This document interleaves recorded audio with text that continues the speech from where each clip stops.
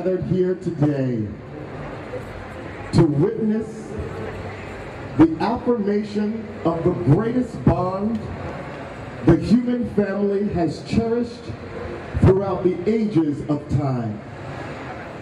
The union of two souls and two lives. And I am sure that each of you will agree with me that from the love and the joy that permeates the atmosphere of the piazza, that indeed the host of the universe is in full agreement with everything that shall transpire. On December 21st, 1956, at the corner of South Jackson and Key Street, Dr. Martin Luther King Jr. rode the city bus in Montgomery. Along with him was Glenn Smiley, a white peace worker from Texas, and Reverend Ralph Abernathy, the pastor of the Colored First Baptist Church. Dr. King was ending the colored bus boycott, which had been started just a year ago. The bus boycott was not about the laws which governed the Jim Crow South, because the laws were symptomatic of a far deeper and greater ill, and changing the law was not the real focus. Dr. King knew that something much bigger was happening. The civil rights struggle for Black America was becoming theological drama.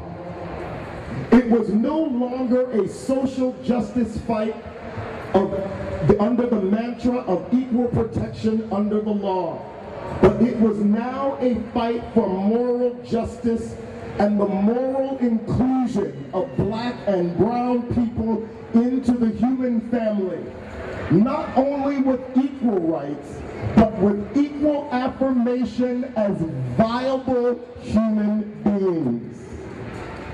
On today, Congress, the White House, and the Supreme Court are not our only target audience, but the Protestant Church, from the Episcopal Communion to the Pentecostal denomination of the Church of God in Christ, to every mosque, to the Vatican, to every temple, to every indigenous expression of religious faith, we not only lift up our civil rights, but we lift up the moral inclusion of lesbian, gay, bisexual, and transgender identified people everywhere.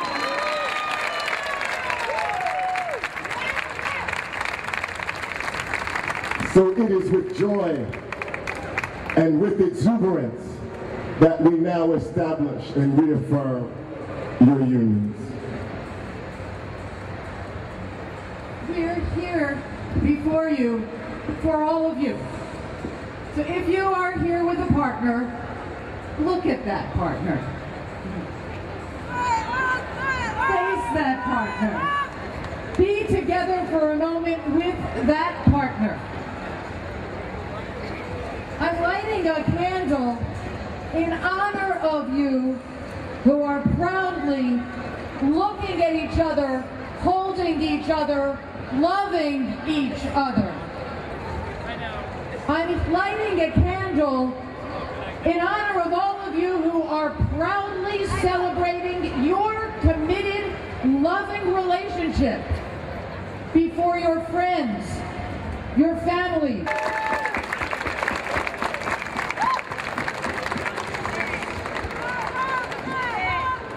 I want to ask each of you, each of the couples, some questions.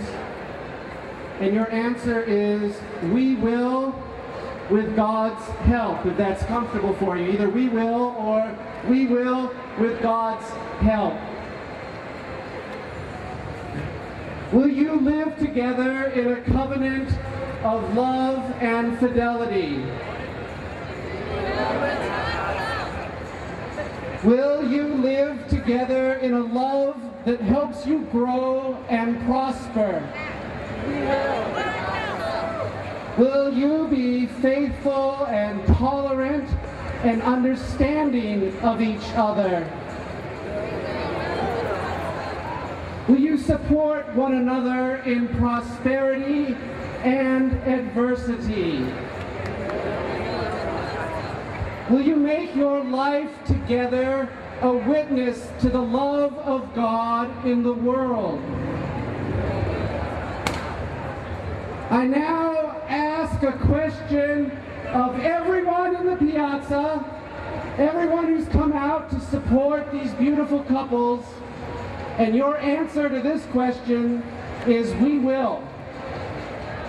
Will all of you, with your bodies, your hearts, and your souls, with your prayers and with your political action, will you support these couples in their life together?